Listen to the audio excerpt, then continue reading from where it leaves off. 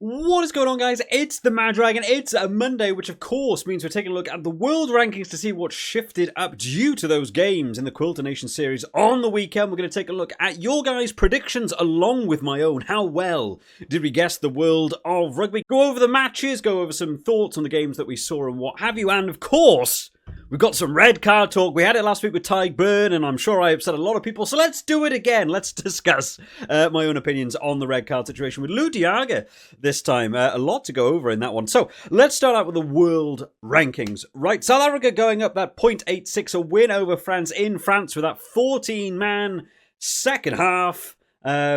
Just establishing why they're the best team in the world. I honestly thought after that red card, I was like, oh my goodness, this is a game that's France are going to take this one, and they really fought back. New Zealand climbed that 0.36 as well. No shifting around in positions either. Ireland still maintain that third with their win as well. England go up that 0.02 after their win versus Fiji. Dropping down is France. That 0.86 from their loss versus South Africa. Argentina, oh boy, with a 50-point scoreline over the Wales boys, which I think plenty of us saw coming, really. Take some good points from that one, but not necessarily enough to climb up into 5th place. Australia down 1.21. This one caught me by surprise. I really thought Australia-Italy would be a close game. I did think Italy had a shot of being able to. I just thought the game they had against England last week was just so disappointing from an Australian point of view. I really thought they would have to bounce back super strong, and I thought it would be too much for Italy. How wrong I was. Italy doing very well there. Scotland dropped down that 0.36 after not getting the win over New Zealand. Fiji that 0.02 down. Italy taking that 1.21, closing in on 9th place. Fiji. Georgia did get their win as well, but no points gained from them. Wales down that 0.48. It's Wales-Japan next week, I think, right? Or this week coming up now. Overly close for 12th and 13th at the minute. Uruguay gained that plus 1.93 after their win against Portugal. Another one I didn't see going that way at all. Portugal down that amount of points. Romania and Belgium both climb up a few points.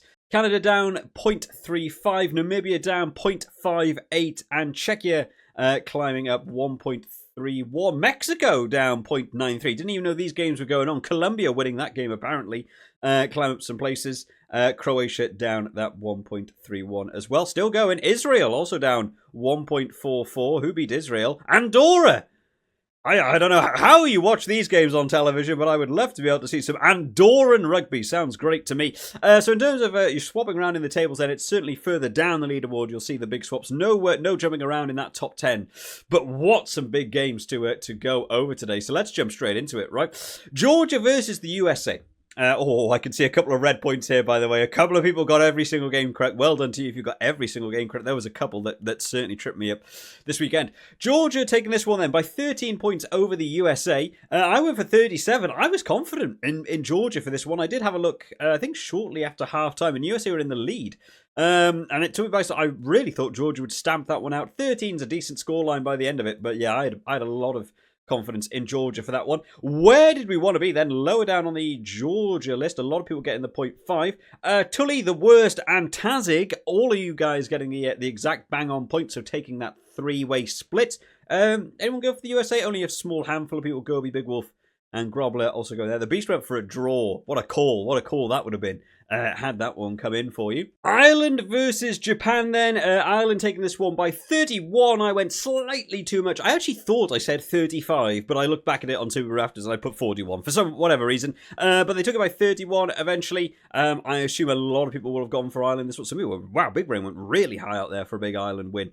Where are we looking then? Scrolling down a little bit. Finn the Russell Hustle, the only person getting it on 31, takes the full bonus point to yourself. Great call there. Anyone go for Japan? A few people again. Big Wolf. 35 to Japan. What a game that would have been for Japan. I wouldn't have gone out that far for a Japan win. Certainly had a lot of confidence in Ireland for that one. Portugal versus Uruguay. Man, I got this one. I had a lot of confidence in Portugal for this one. I still thought a narrow victory. Two teams that we don't get to see on the TV a lot over here in the UK. It's I don't really know where both teams are at. I had a quick look at the team sheets. The Portugal team looks stacked. Uruguay were missing Arata, the scrum half wasn't in. They still had Echeverri at fly half, but I was like, I feel like the Portugal team looks kind of better on paper to me. And also playing at home, I was going to go 5 points either way, and I leant towards Portugal, and how wrong I was. Uruguay taking that one by 18 points, which is a good score by the end of that one. So, a lot of people, actually quite a 50-50 in terms of the list, which is, fair enough. I don't think a lot of people would know necessarily everything to do with these sorts of games. So well done to Thomas getting in there on the full point. Oh, no, 18. Is that what it was? Was that the actual bang on points? That you got it bang on. A lot of people didn't even go that far out. You had quite a bit of daylight actually with the gaps between the two people around you. But well done. You got it absolutely bang on. For that game. Romania versus Canada. Romania taking this one by 10. I said Romania by 12. I personally would just have Romania above Canada in terms of that position, so that's why I leant towards Canada. A lot of people, wow, went for the round number of the 10. Splitting then Ian, Big Brain, Connor does Rugby, Metalomaniac, Sharpie, Bonjour England, No Chance of Winning, and Mark Dunphy. All of you guys splitting that one. Anyone go for Canada? Yeah, I'd thought it'd be a little bit more. No, not as many people as I thought. I thought, I really had Romania. That's probably like a 60-40 split maybe on those. Scotland versus New Zealand. Man, oh man. If there was ever a time Scotland had an opportunity to beat New Zealand, it was that game, right? They had a good team. They felt confident going into it. New Zealand aren't as much of a threat in the year of 2025 as they have been in, if you go back to 2015, 2011, you go back to those sorts of New Zealand teams, right? There's the opportunity to take these scalps against New Zealand. 30 minutes with 14 men through 3 yellow cards. There's not going to be a better opportunity, unfortunately, for Scotland. That should be a real shame that they weren't able to do better in that one. I thought New Zealand would take this one. I did not have them having 3 yellow cards in my own head. But, well done to them. I actually got that one bang on. I said by 8. And New Zealand did take that one by 8. A lot of people favouring. I knew Connor would be there. Connor, of course, on YouTube as well. But a big Scotland supporter. I was like, he's going to fix Scotland. I know he's going to do it. But yeah, I had faith in New Zealand for that one. I did think it would be a lower scoring game, but I did not have that going 3 yellow cards. Oh, just me. I'm the only person who said New Zealand by 8. Well done to me on taking that one then. I'm sure some people went for a high New Zealand win. All the way out there to a couple of, high 20s, 30s. I can see why people would go for that. New Zealand, it's New Zealand, right? I thought this Scotland team had enough to keep that as a closer game. But, oh man, if they didn't have those yellow cards, I think Scotland could have been in a bit more trouble for that one. England versus Fiji. Haven't seen this game. It was on at the same time as Italy versus Australia, and I really wanted to watch that one. So I'll have to go back and check this one out. England taking this one by 20. I said by 22, only 2-away. For me, I caught a couple of the highlight tries and what have you. Where did you want to be? Over here, then Yedia Jones and Yayan. Both of you guys going for the 20, so splitting that bonus point in 2. Anyone go for Fiji? I feel like England were quite confident going into this one. Only a handful of people going for Fiji as well. I felt England were comfortable going into that one. I certainly thought they'd have a good scoreline versus Fiji. Italy versus Australia then. Like I said in that sort of intro bit, this one went wrong for me. I thought Australia, after that game against England, would be like, we're not taking any mess in. Win this game at all costs. Every 3 points, kick it over. Every single play, we're going big, scoreline. I thought this game might actually go like a 30-30, like both teams get past the 30 marker. And Australia just go beyond and it'd just be a slugfest. Italy doing everything right that they needed to. Just taking the 3 points, chipping away that scoreboard. Couple of nice little clean breaks for them, and eventually took it by 7. It was a great call. You can see they're 93% to 7 on the choices. A lot of people feeling confident in the beast. Went for an Italy 120. Not to be, but Clarkey getting in there on an Italy by 7. Takes the full bonus point all to yourself. And basically, if you went for Italy, poor old 200 there, just missing out on the half bonus point. But if you went for an Italy, you were basically getting the half bonus point, right, going low. And then, a lot of people are going to go for Australia in that one. I really thought they'd have a much better game. They are in trouble, I guess, really. They are. I think Italy actually look good. But that Australia team is not where they want to be at all at the minute. France versus South Africa then. What a game. What a game this one turned into. South Africa taking this one by 15. I don't even know how it got to 15. It just sheer attrition and wouldn't stop. I said South Africa by 4. I certainly had South Africa down to win this game. I thought it would be a 1-score game, probably either way, but I still leant towards South Africa for this one. Ludiaga red card. I thought was that done. Because I felt like around that halftime marker, I felt like it was just on the creaking edge of France. France could score, but weren't. They were just about going to like take over that game, but couldn't quite finish the job. And then the red card came, and I thought, oh, that's going to kill it off. That's going to kill it off. No, no, no. South Africans do not know when to stop in this game. So let's have a look down, and we'll go over the Ludiaga red card, because I want to have a sort of chat about this with lots of different thoughts on that one as well. So going South Africa's way down here, quite a few people actually getting on this, going for the, oh, nobody got it bang on, but went either side. Pedri, Sharpie, Grobler, and Big Brain went either side of that 15-point marker. So you guys all splitting it 4 ways. Well done to you guys. I wouldn't have been surprised if a few people went for France in this one. It's not necessarily like the best of the best France team that went out, but certainly was close, right? Certainly was close. So with a red card, I had that one down. So let's talk about the Ludiaga red card. I went over Ty Burns last week, and I said Ty Burns to me shouldn't be a red card. Last week, it felt very harsh for it to have been a red card, but I kind of understood the steps they went down. I never want to see the Ty Burn one be a red card. I know it changed a lot, and Bill Barrett said it wasn't. I think Ty Burn was caught off guard and gave him a quick shot. That's what I thought last week. I don't think stuff like that should be a red card. It's all the rules and the way it sort of steps up now. I don't think it should be. It was a 20-minute red card. It didn't feel like it ruined that game going on there. I felt like a yellow card could have been okay for that one. I feel maybe a penalty, but like I see how you end up with like no option but to give yellow cards in some of these circumstances. I do kind of feel for the referees. I feel like a lot of people don't give any leeway to the referee. It's either not a penalty or a definite red card. It's one or the other. And this one's such another interesting one to me. The Ludiaga red card coming in against Tomo Ramos had so many different options to it, and they gave this one as a direct red card. No 20 minutes, no one else coming on for you, and lots of talking points. Now, I've had a little bit of research into this one because it's shoulder to head, right? It is shoulder to head. So it meets that the yellow card threshold. As soon as you saw it, it's like, it's definitely going to be a yellow. The referees have no option in the rules anymore but to give a yellow card for this one. You had the scrum half taking his sort of legs out. He sort of jumped like out of the tackle a little bit and then had no legs left to recover it and landed on his knees. Ludiaga comes in from distance. It's a direct shoulder to head. The rule now, I had to sort of go and re-educate myself a little bit on the rules, is the call was for no wrapping. Now, I've seen people say, well, look at Ludiaga's right arm. That's wrapping. That's right. It's no longer the rule of wrapping. It's now the target shoulder arm has to be wrapping. It doesn't matter about his other arm. Actually, not something I knew about. It's got nothing to do with his other arm.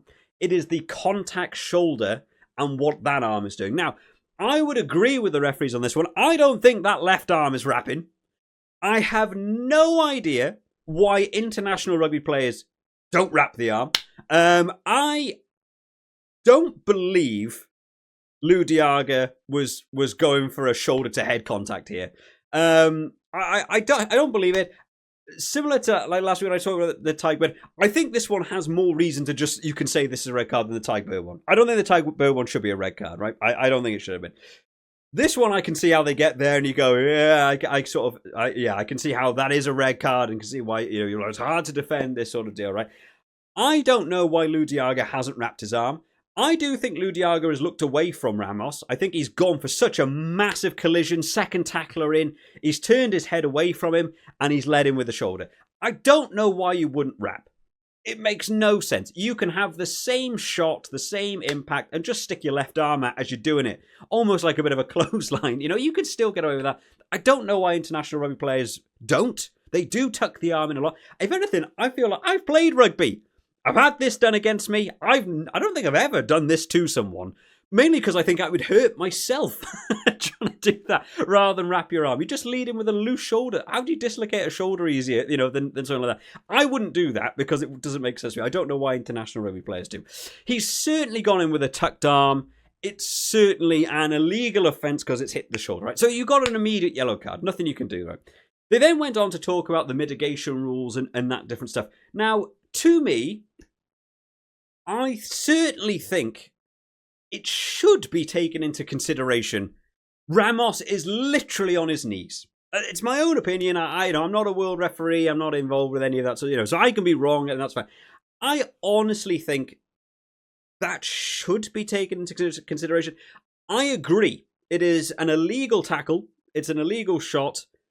And it's with force. It is dangerous. It's hit him in the head. So I understand all of those things. But I honestly do believe it should be also considered that he is on his knees when that happens. If Ramos is on his feet and that exact tackle comes in, it's probably still an illegal tackle, but it's going to hit him, I don't know what, just below the ribs? Maybe like right in the stomach? He's really not high. Ludiaga is almost on one knee on the grass, and Ramos is on both knees. And the only reason it's high is because they're both so low. Now, it's not necessarily the correct rules of the officiating. I think if you go by the World Rugby rules and officiating, I feel like they're left with no option. But again, to the referee, to Gardner, who had to sort of go through this, and probably going to get a lot of stick for this one because he gave the direct red card. It sort of leaves the referees with no option but to sort of end up going down the red card route. I was surprised they went for that direct red card, and I feel like he was kind of talked into a bit by the touch judges being like, it's always illegal. The rules are, if it's always illegal, we can't go for the yellow card review thing. I honestly believe a bit of mitigation should have been given there just because he's on the ground.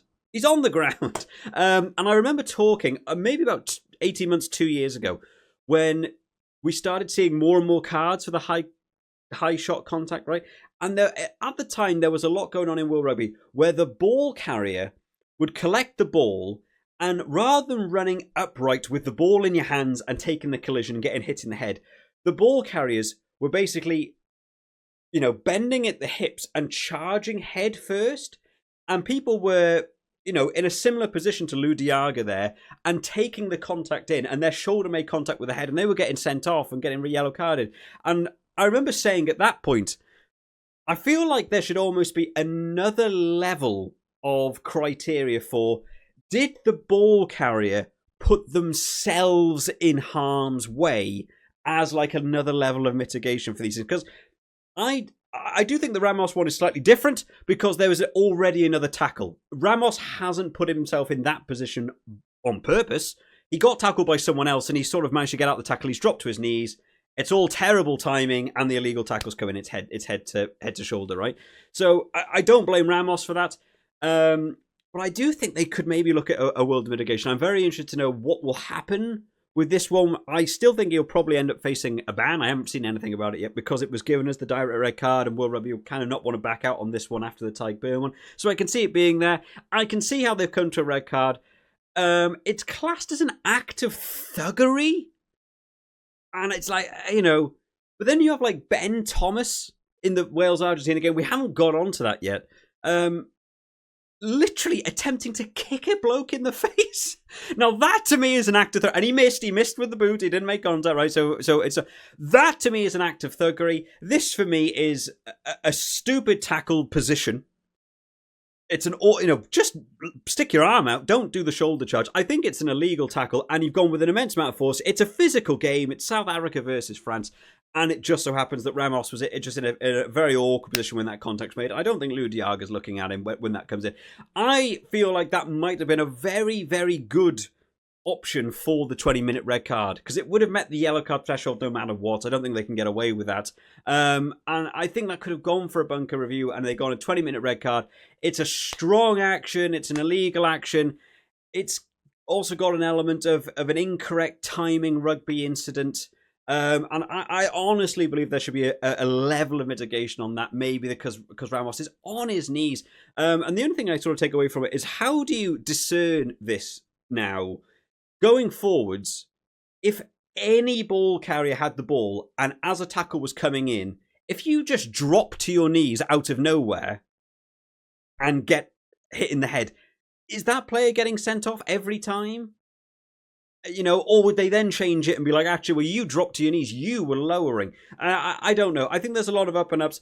I think this might have been a very good standpoint for me in what should be an outright, like, this is a 20-minute red card. I don't. The word thuggery is quite a big terminology. It's the World Rugby terminology, right? But I don't know. I think that one is slightly off. I certainly think this one is more deserving of a red card than the Tyke Burn one by miles. I think this is so much stronger than that, and I can see how they've got there. I do also think, as an extra thing, I do think a red card, like a direct, when it's a dangerous, it's classed as dangerous, it's high impact. If it is a red card worthy, because it's so dangerous, because it's so impactful, I do think the player that got hit, like Ramos in this situation, should also go off for a HIA.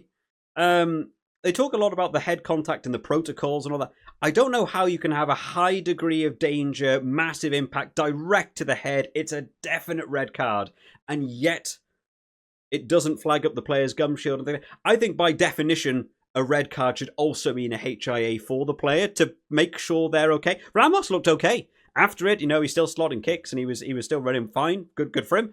I do think though, for player safety, I think that there should also be a HIA going in there for Ramos just to make sure he is okay. But South Africa able to come away with that win over France was incredible. I honestly thought France had it then. As soon as that red card came, I was like, France have got this all day long. But let me know your thoughts on that red card. I honestly, I see it from kind of both sides. I certainly think it's more deserved of the red card than the Ty Burn one. But I don't know. I think this mitigation around whether a player with the ball is too low for it to be classed as a high tackle.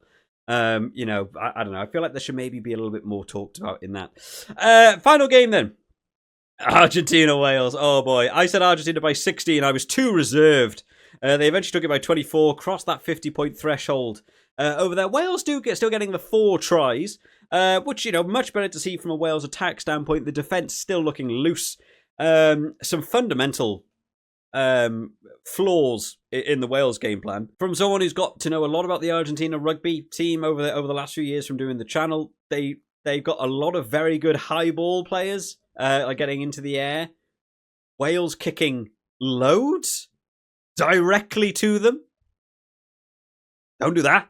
Don't give Argentina the ball. You have to maintain the ball. Argentina also, when you talk about the Rugby Championship, they play teams like South Africa, like New Zealand. They don't see a great deal of possession. They still come away with wins. They're very used to being the team that absorbs the pressure and then scores when they need to. The last thing you want to do with Argentina is give them the ball a lot more to score tries with. You've got to hold on to possession.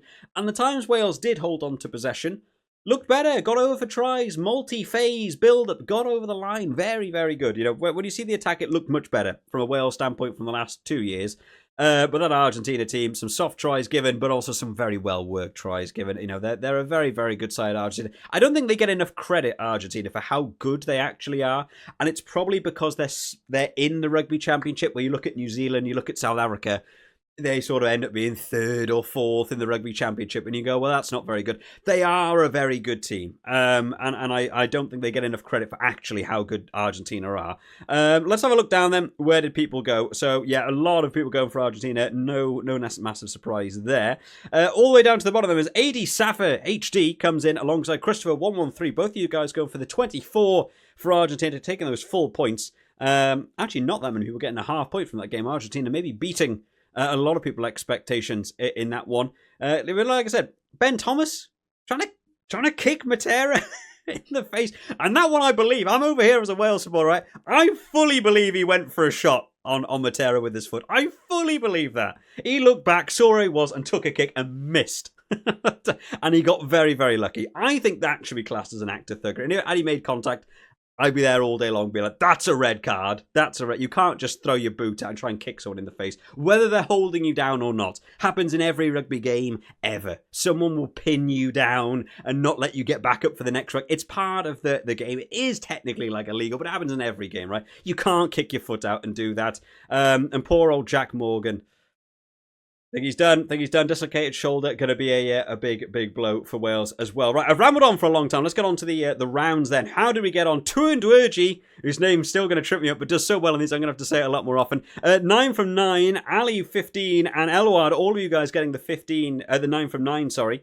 But Tuandwerji taking that number 1 spot on 13 points. With those extra match bonus points as well. Well done to you guys. Big Brain comes in 4th place on 11. Tully, 5th place on 10.83. Steve Thompson, Robs, and 8D Safa HD on 10.5. And then Tazig and Mark Dunphy seal out our top 10 on the 10.33 and 10.25, respectively.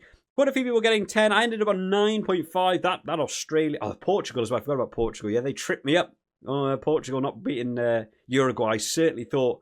had that one. And then, yeah, Australia, Italy, man. If you got all the games right this week, I think you did very well, because there's a lot of games that could go either way, a lot of indecision. We'll have a scroll down so everybody can see their name. And we'll move on then to the leaderboard very, very quickly, so we can all see. Tuandwerji, of course, getting in there. Climbs 24 places with that gold cap. Up into first place on 18 points. Second is Ali, 15.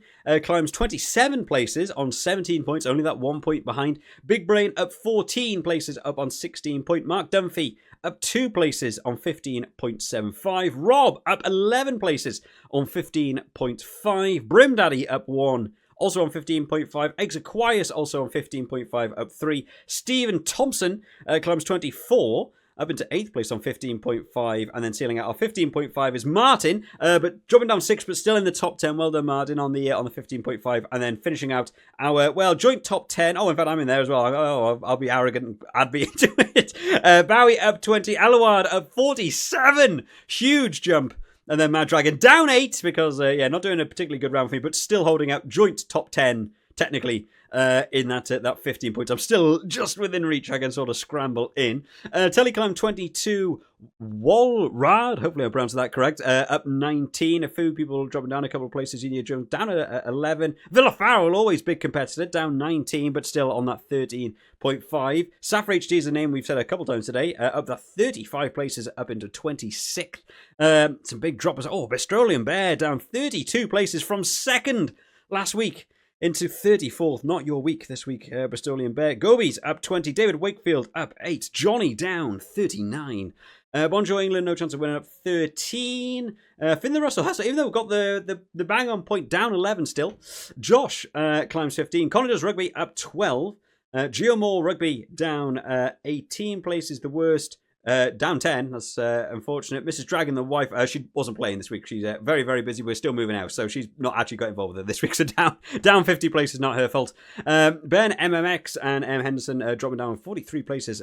Both there, some big drops. And Azamat also down that 19 places. The Beast still, goes for those outside calls. Always fun to see those outside calls in there, though. But unfortunately, will most likely always be towards the end of the table. Congratulations then to Tuandwerji for not only taking that number 1 spot of the round, but also the number 1 spot in the leaderboard as well. We move on to next week. Actually, not sure what next week's games are. We've got, again, I think quite a few of them, right? Georgia versus Canada, Italy versus South Africa, Romania, USA, England, New Zealand. That could be a fun one. Wales, Japan. Who knows? France, Fiji, Ireland, Australia, and then Scotland versus Argentina. That could be a fun game as well. There's some good games to maybe go that 50-50 decision to see how you go. Maybe that one especially. We'll see how that one ends up going. But thank you everyone that is joining in. Let me know your thoughts on the Ludiaga red card. Let me know how you got on this round down in the comment sections, guys. And I will see you all next time. Bye-bye.